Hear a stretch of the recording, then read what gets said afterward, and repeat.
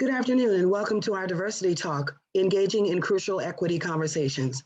My name is Ingrid Paget, and I'm a communications and program strategist with the New England Mental Health Technology Transfer Center. Microphones will be muted during today's presentation. At designated times, for example, during our Q&A session, you can use the raise your hand feature to request an open mic. When speaking, be sure to eliminate background noise. You can also submit questions throughout the presentation using the chat. We're pleased to offer the option of closed captioning for today's webinar. You can select this option and change transcription settings by clicking the CC Live Transcript button at the bottom of your Zoom screen. Registration affirms your consent to receive an evaluation follow-up link via email and your consent to recording. If you experience any technical issues, please let us know via the chat. Our funding comes from the Substance Abuse and Mental Health Services Administration. The views and opinions expressed in today's session are those of the presenters and moderators, not SAMHSA. The Mental Health Technology Transfer Center network uses person-centered, affirming, respectful, and recovery-oriented language in all activities. During this session, please ensure that whenever you're contributing to our discussion, that you also use language that is affirming, respectful, and strengths-based. Welcome to today's session. We'd like to start with a poll just to kind of find out more about who's in the room with us. Vanessa, can you launch our poll? And let us know if you're a mental health professional, perhaps an educator, school leader, a clinician, or a researcher. And if you selected other, maybe you could put what the other indicates in the chat. Thank you.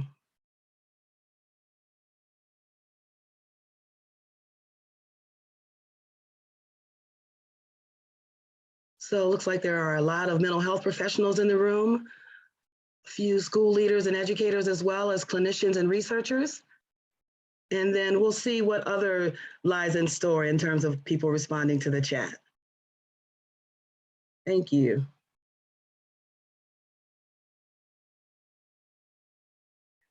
And now it's my pleasure to turn the meeting over to our featured presenter, who will introduce herself as a part of her opening remarks, Dr. Deetra Hawkins. Thank you. Thank you. It's great to be back with you all. Very excited to be here. And we have a short hour and a lot packed in of what we want to review and present and talk about.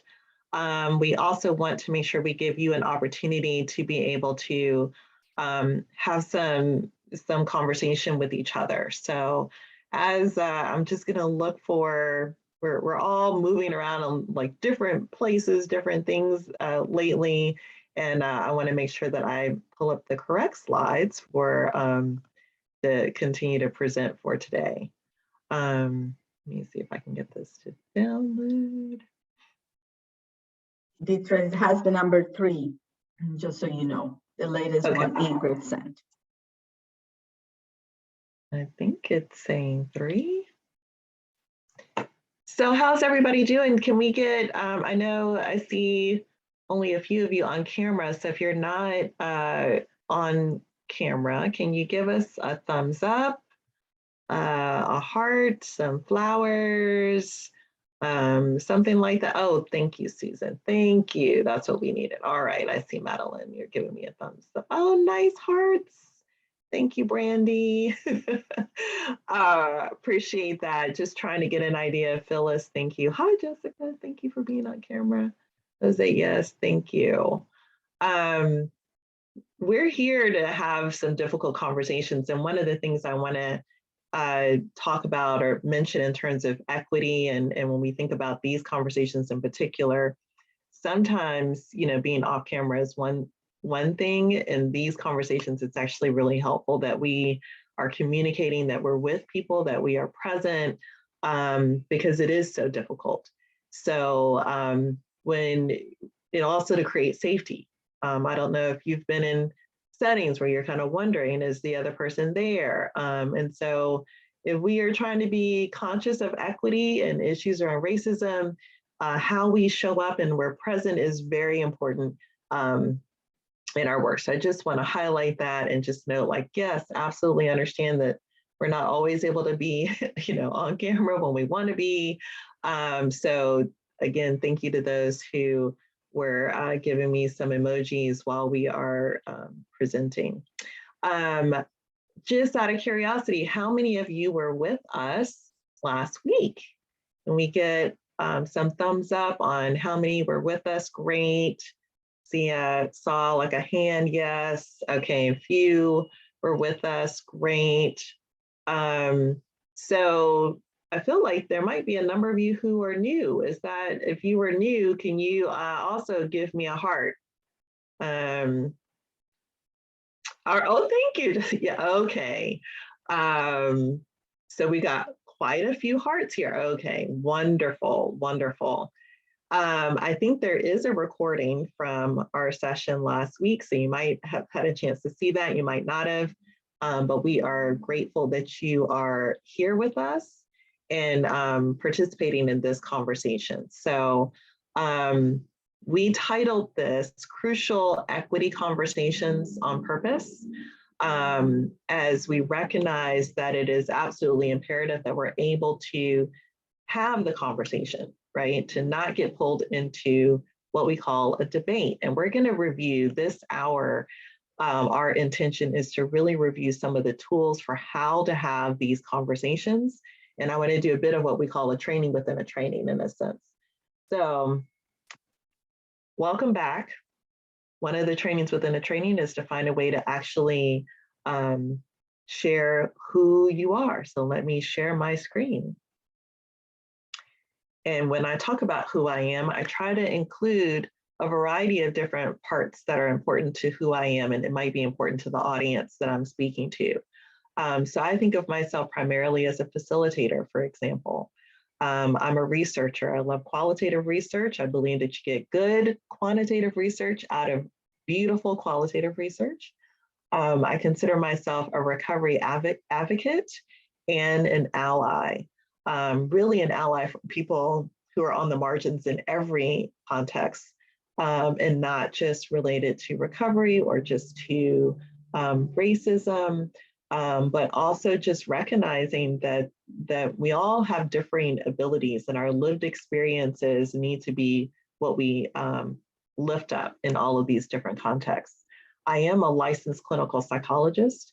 And with that means that I have these letters that follow my name and have allowed me to be in rooms where the people that I was trying to support often were not.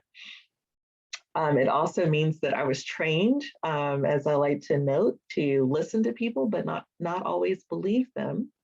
And in my qualitative research and in my work in recovery, I really learned that what's most important is for me to listen and believe people, to follow them in what they find is helpful, but to also have my own agency and my own story. And so we have a dialogue that goes back and forth.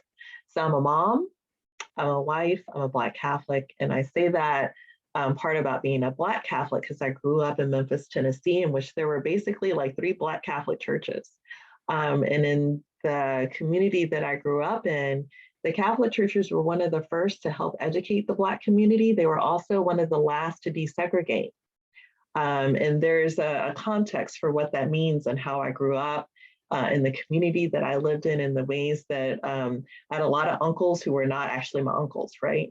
And yet are incredibly important to my community. So I'm trying to model for you what we think about in these crucial conversations. How do you lead and share a bit of your own story, your own transparency, telling a story, so that you can invite others to tell their story? So we want in chat, and I think Maria is going to monitor this for a bit. We want to know what's sitting with you from last week. Some of you weren't with us, but there's a lot that's happened in the last week. So there may be some other things that are sitting with you. I know they are with me. This is a very difficult time. It's a very tender time right now in the world, not just in our country. I happen to live in Georgia, not just in Georgia. Okay. So Maria's going to monitor. We'd love for you to share what's kind of sitting with you right now. What are you finding yourself needing to like recenter from? As we look at those things. Oh yeah, so thank you. Just some just, we're just coming through a lot of challenges, all of us, right? Thank you, Ingrid. Yes, I mean, it has an impact on us to think about the war, and just people struggling. Yes. We need to just be aware that, it's important to pull these things into mind. So as you continue, we hope that you will continue to add to the chat. We want to actually invite you into a breakout room. But I think we're going to ask Ingrid, do you happen to have the TikTok challenge video available to be seen? I do. I can put it in the chat. Okay. So we want to, it doesn't take very long to watch this little piece. Yes. Recovery and mental health initiatives. I have to say the shout out to Recovery last night, Parity last night. Yes, mental health, what we do, what we're all about. So necessary, and I think just critical to everything. Yeah. So we're gonna watch this clip, I think, if it'll come up. We're gonna invite you to a breakout room. I'm gonna stop sharing my screen. Okay. And would you like me to share the video? I think I have it coming up. Okay, I'm gonna share this. Here we go.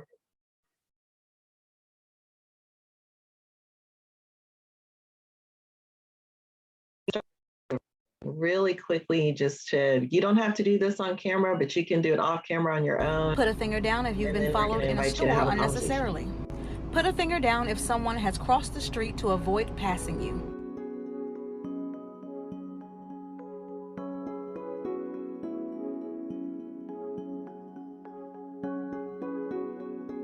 Put a finger down if you've had someone clench their purse in an elevator with you.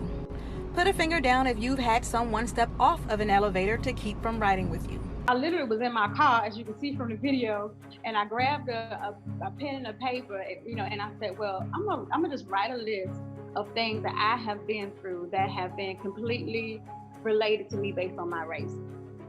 And I'm like, well, I'll just post it online and encourage people to do it as well so that we can all compare our experiences.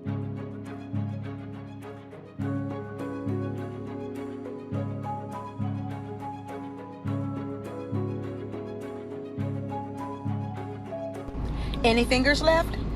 That's privilege. I get this question all the time. Well, that's the way the elevators work. How would you know if somebody was stepping off the elevator because of you? And I say this all the time. If you have experienced it, you know. And so to see thousands of videos with other people saying, yep, I've had somebody step off an elevator to keep a ride with me. It's an avoidance factor. There's different levels of discrimination. And I wanted people that had not experienced it themselves to also consider had they done it. And if you had done it, look at how you're making somebody feel about it. Look at, how you are not being open to just relating to this other person as if they are human. Put a finger down if you've been accused of not being able to afford something expensive. Put a finger down if you have had fear in your heart when being stopped by the police.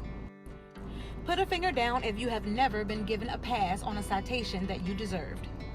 Put a finger down if you have been stopped or detained by police for no valid reason. Put a finger down if you have been denied service solely because of the color of your skin. Put a finger down if you have been bullied solely because of your race. Put a finger down if you have been denied service solely because of the color of your skin.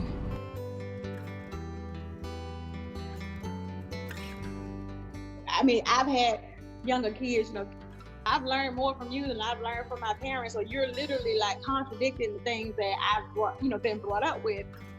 And that's what we need to do. That's the key. We have to reprogram the way we have been brought up, the way we have been raised. Sometimes you gotta just open a book, shoot, Google, anything. Like go online, have your own experiences, go out there and meet people, socialize and stuff like that, and you'll start to learn something different. Take the privilege that you have and uplift your neighbor. We just need to get back to having some level of empathy and compassion for people and get out of our bubbles. Any fingers left? That's privilege.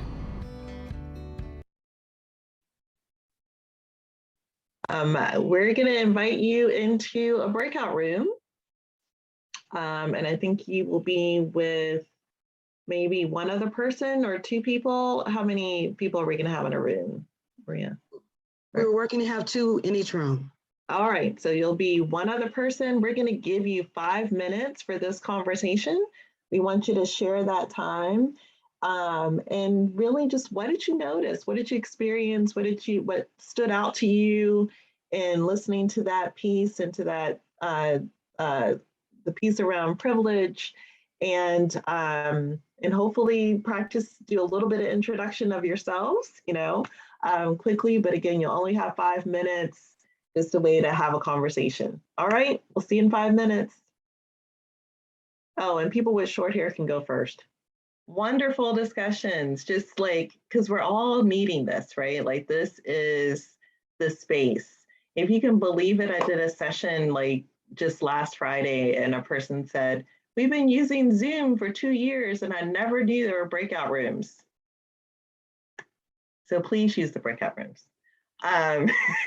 Just please, it's breakout rooms and polls and keep people in the conversation. And remember, so today's focus is like on the tools for how to have these conversations. This is one of those things. And to give people room, sort of prime them with a little something and then give them an opportunity to have a conversation. So what else? If you could just keep putting in chat, like kind of what you noticed in those conversations, that would be great. I want to share a few tools, right? Yes, thank you, Maria. We are modeling how to do this. Can you see my slides? Yes, so virtual tools. One of the things that is really helpful for people is use the chat box as well, and to invite people to actually get grounded by like saying, what are you looking out at? Do you have a wall? Do you have a picture? Do you have a cat in your way? Keeping you company. Do you have a tree? Are you out looking out of a window? So these are like tools that help us all get grounded when we're having these very tough conversations. Also, have a team member who can monitor the chat while you're also talking with people and having these conversations. So we actually, in another part of my work, I train people in how to facilitate. And we try to make sure that people know that you should have at least a team of 3 that do these, kinds of things with people. Use the breakout rooms. Use the breakout rooms. And then what we also like to invite people is to, in the chat, write the word stack, and then that lets you know when you're supposed to come off mute to share. When you're asking people to share and to talk, that is a strategy, and then you don't even have to call them because they can see that they're like next, and it just like makes it flow, and then people aren't like doing this awkward, am I coming off mute, am I not off mute, that sort of thing. So I wanted to just highlight tools. Another thing we wanted to highlight, and it's work that I build from, is knowing your why. If you haven't seen this little video, I'm gonna see if it's gonna actually work for me. Everybody needs to see this. So Michael Jr. Helps us understand that when people know their why, it helps them move with purpose. Okay, so let me stop sharing this. Have options on what your what can be. For instance, my why is to inspire people to walk in purpose. My what is stand-up comedy. My what is writing books. My what can be going out with some friends to eat. In fact, another what that has moved me towards my why is a web series that we have out now called Break Time. So every Wednesday at 3 o'clock, you should subscribe to the channel. we do a series called Break Time on YouTube. So 3 o'clock, we drop a new episode. One episode in particular, I'm about to show you a clip to. We were in Winston-Salem. So break time, this is how it works. I travel the country, I do stand-up comedy, probably an hour, hour and a half at an event. And in the middle of my show, I'll just sit down and start talking to the audience. And funny just happens. Or I'll meet somebody who's really interesting. So I met this one guy, and he said that he teaches music at a school. I was like, all right, you teach music, can you sing? And then I'm just gonna show you the clip. Check it. So you're a musical director. Cool. Yes, sir. All right, so let me get a couple bars of like Amazing Grace. Can you do the first part of that? Go ahead. Amazing grace, how sweet the sound that saved a wretch like me. Wow. That bro could sing, you know what I'm saying? All right. Now, what you give me the version is if your uncle just got out of jail, you got shot in the back when you was a kid. I'm just saying, let me see the hood version real quick, if you know which version I'm talking about. Just see if that exists. Let me see what you got. Amazing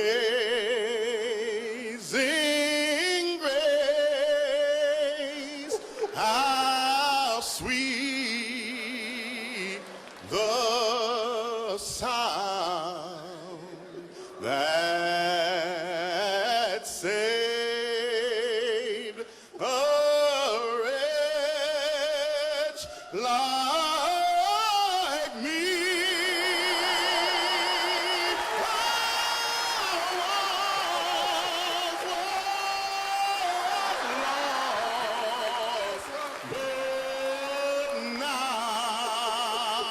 Right now I'm found, was blind, but now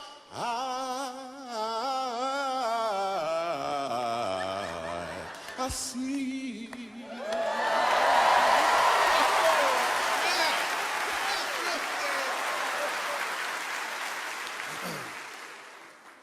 So here's the thing. The first time I asked him to sing, he knew what he was doing.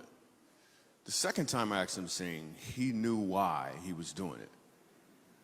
When you know your why, your what has more impact because you're walking in or towards your purpose. This is called How to.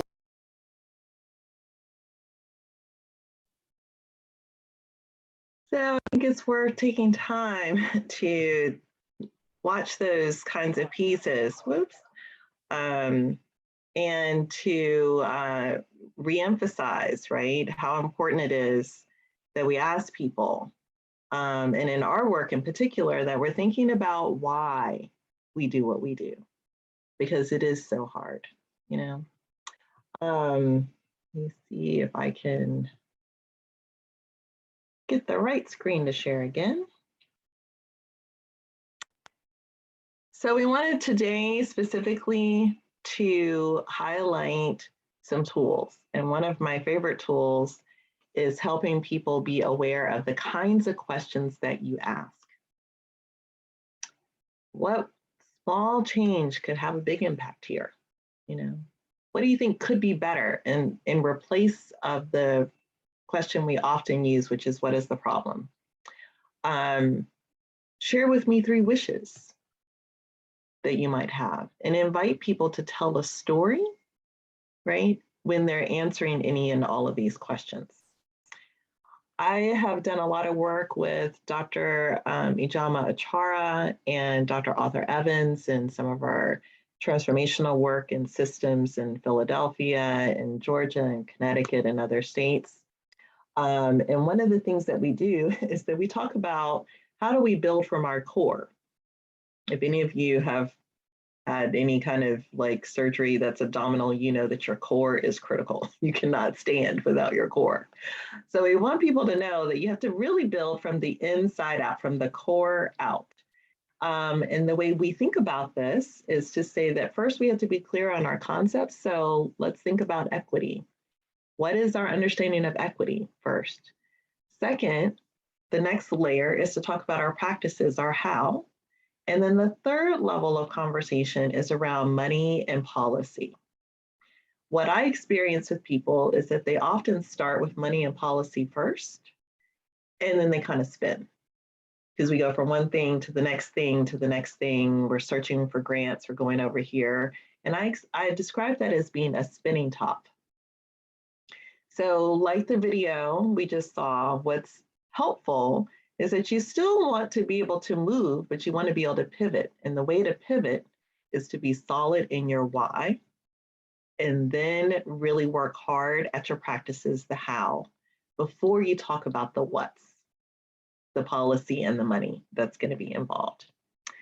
So that's one tool that we wanted to share with you. We also wanted to take a moment, and I'm going to invite Ingrid and Maria to help us talk about transparency. So using something like this, our basic tenets, to do that. Great, thank you so much, Dr. Dietra. I think that as you bring this to your work, you want to remember some of the things that are just even that we're doing differently these days. For example, the way that we're Zooming. Everything we do exists in a social, emotional, and cultural context. And so that's just something to think about as you begin conversations. And then give yourself a break. Being culturally competent is a process. There is no endpoint. We're all on this journey, and equity is about the direction, not the destination. And then becoming aware of our own personal and cultural filters is essential, right? Filters keep things out, but we really want to become more aware of what we are not letting in. That's the point of this work, this effort.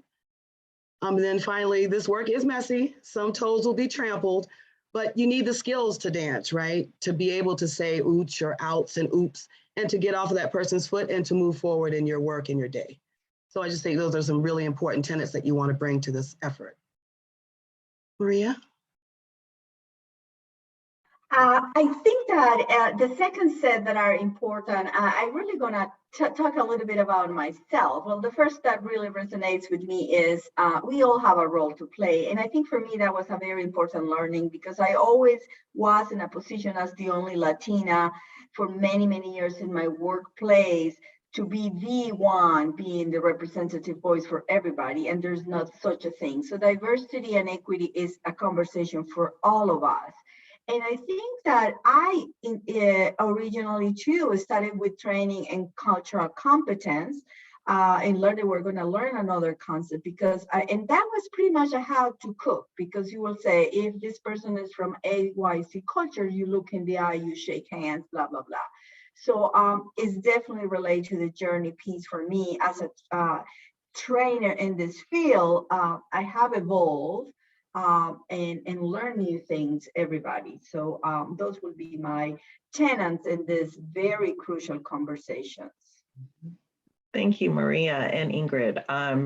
So we wanted to model and give you just some tools to be thinking about and using as we are talking about how to have these crucial conversations. One of the things I also do is I try to show up with some guidelines. How do we have the conversation? What are some, sometimes we call them rules for engagement. I actually like to drop the word rules because people on purpose want to break rules. So I don't even use the word rules.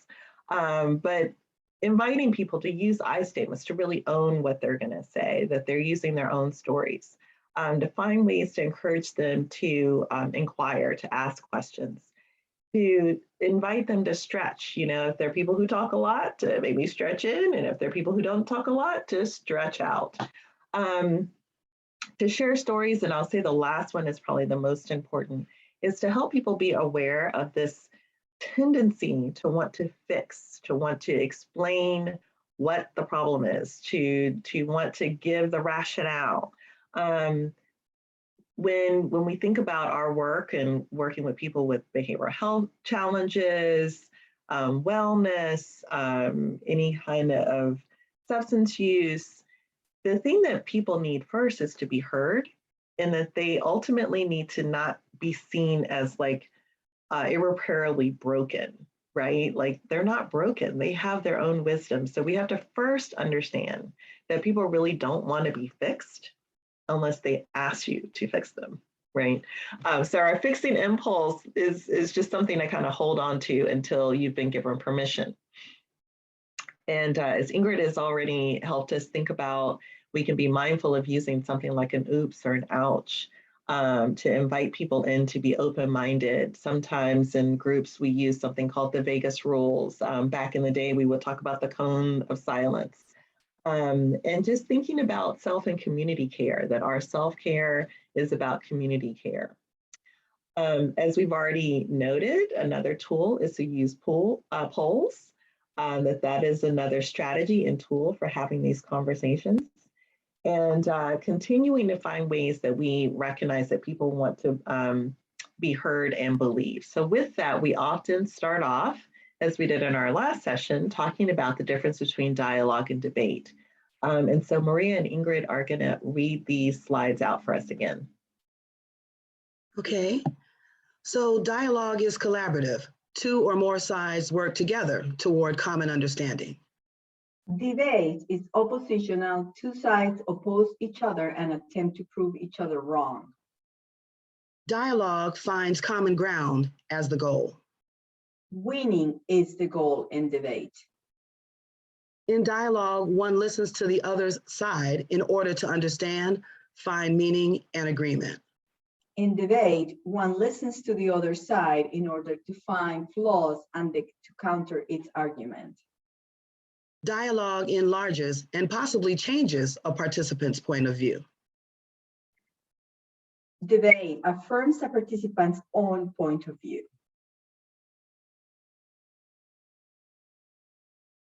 Next. Dialogue reveals assumptions for reevaluation. Debate defends assumption as truth. Dialogue causes introspection on one's own position. Debate causes critique of the other position. Dialogue opens the possibility of reaching a better solution than any of the original solutions. Debate defends one's own position as the best solution and excludes other solutions. Dialogue creates an open-minded attitude, an openness to being wrong, and an openness to change. Debate creates a closed-minded attitude, a determination to be right. In dialogue, one submits one's best thinking, knowing that other people's reflections will help improve it rather than destroy it. In debate, one submits one's best thinking and defends it against challenge to show that it is right. So I want to highlight not only what the slide said, but also just hearing two voices, right? To hear the cadence of that, to slow down enough to pay attention to what these differences are, because too often in our culture, we actually conflate dialogue and debate. You know, we talk about wanting people to come together. We talk about looking for what we have in common, and we say we're going to have a debate about it. And so I want to invite you to start to name, like, did you know there really is a difference between dialogue and debate, and that somewhere in the middle is actually discussion, which is where most of us tend to be. So another tool, so that's one. We want to get through just a few more and actually give you one more breakout before we're done, is to think about how we create voice, so equity of voice, where people have a chance to tell their own story and own it, where we're giving people more than two choices, so moving away from false binaries and creating opportunities to build or rebuild trust, that is actually a process. You know, we don't, just because I have a title behind my name or with me, it doesn't mean that people should automatically trust me, and that then helps us create community. We've also heard, which was noted in the TikTok video, that we need both empathy and compassion, right? And so some tools to think about how to be compassionate are these. Again, I won't read through all of these, but I'd like to highlight two. One is that conflict is just a natural part of learning. You know, it's okay to like have someone say something and you respond with, I'm not sure I know how that is. Can you tell me a story about that? You know, and to go further with that. And along with that is to actually treat people's honesty when they are really honest with you as a gift, because we need to hear these things. We need to know where someone is really coming from. So when we think about all of this work and where we're kind of headed, is having an expanded definition of culture. And I'll just highlight the end of this definition. It does come from the Cultural and Linguistically Appropriate Services work. This is a definition out of that people are going to identify with multiple cultures over the course of their lifetime. And that when we think about culture, we want to think about it in this much broader context, especially around equity. And that our breakout conversation that we would like for you to talk about is just, the other thing that we're working toward is cultural humility is often brought up. So what is that? What do we mean by any of these things? And one of the ways to think about this is you have a lifelong commitment to look at yourself and to be critical of where you're coming from, that you are working to fix the imbalances of power. So we have to understand how power is operating, and that we work to create partnerships, right? Instead of power over, you're doing power with and developing active partnerships that advocate for others. So that's one aspect. And then the other aspect is that we are recognizing that equity is not just about the redistribution of resources, but is actually about asking, and this is what we know in recovery is so important, asking, what does that person need to be well? So we want you to have one more breakout room conversation for 5 minutes with one other person. And we want you to answer just for yourself. What would you say in practicing these crucial conversations? What's working for you? What we shared, because we went through a lot of tools, is resonating. Where would you say you might need a little bit of support, and what is keeping you moving forward? If you can say all of that in 2 minutes, that'll be impressive. So just answer at least one of those questions, right? And we'll be back in about 5 minutes.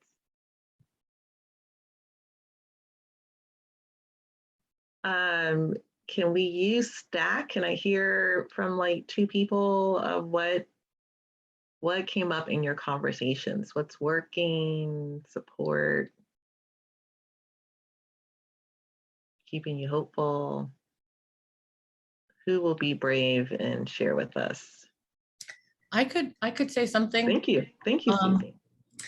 I'm at a nonprofit at the University of California, San Francisco, and we are working towards trying to be an anti-racist organization using the dismantlingracism.org agencies as our guide, and with a consultant, and we're having a lot of crucial conversations. And we're also like at this point where we're fragmenting, as we rebuild the agency is, as we're naming white supremacy and naming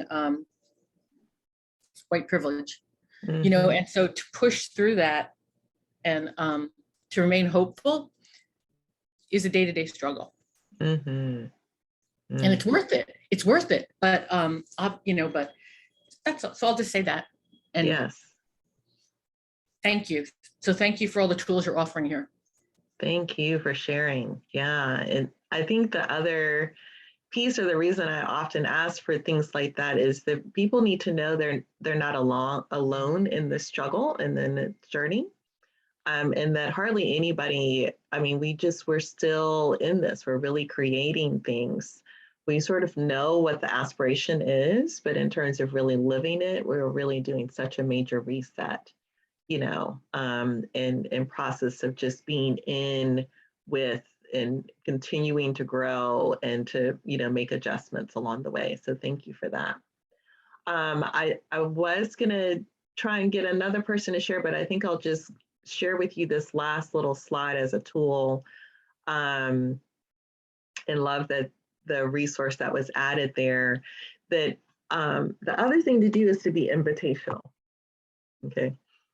The part of the work is learning how to be invitational. And so I like to end things by saying, we invite you, right, to think about how you are a trusted source, and to invite people to share who they trust.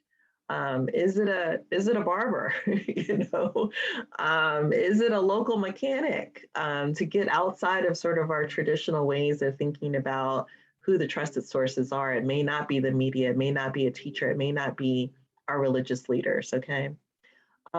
We want you to really pay attention and just be able to name when you get pulled into a debate. And if we can help our media start to change our language around that, it would also help a lot. You know, the dialogue is what you need as a skill to actually achieve the goal of bringing people together. Continue to think about and lift up people's lived experience and lift up your own lived experience. Be able to own your own history and story. And then with that, you're inviting people to share their many stories. When we think about generational trauma, sometimes we're not telling the stories so that we're able to surface where is this coming from so that we can get to a place of actually healing from it, you know, and seeing what the impacts have been. And the last thing that I will highlight is that we want to just celebrate when people show up. Whatever they're doing, the fact that they took the step to sign up, to come, even if you feel like they're not really engaging, thank them for showing up, and which is one of the things I'd like to do right now. Just thank you for your participation, for showing up, for being involved, for trying to practice a few of these skills as we've done today, and know, again, you are not alone. So thank you. I think I'm turning this back over to Ingrid and Maria. Yes, thank you. Again, I just want to thank you again for joining today's session. We hope to see you at one of our upcoming racial equity and advancing cultural humility sessions. Our next session is on March 23rd. Well, we'll be looking at the impact of organizational implicit bias on BIPOC populations. Again, our funding comes from SAMHSA, which requires us to evaluate our services. I just put in the chat the link to that survey. Attendees providing their email address will also receive this survey 24 hours after the close of today's event, along with a video archive of today's recording and the slide presentation. For more information, contact the New England Mental Health Technology Transfer Center. And for questions about our REACH learning community, please contact me or Maria at the emails listed here. Thank you. Have a great afternoon.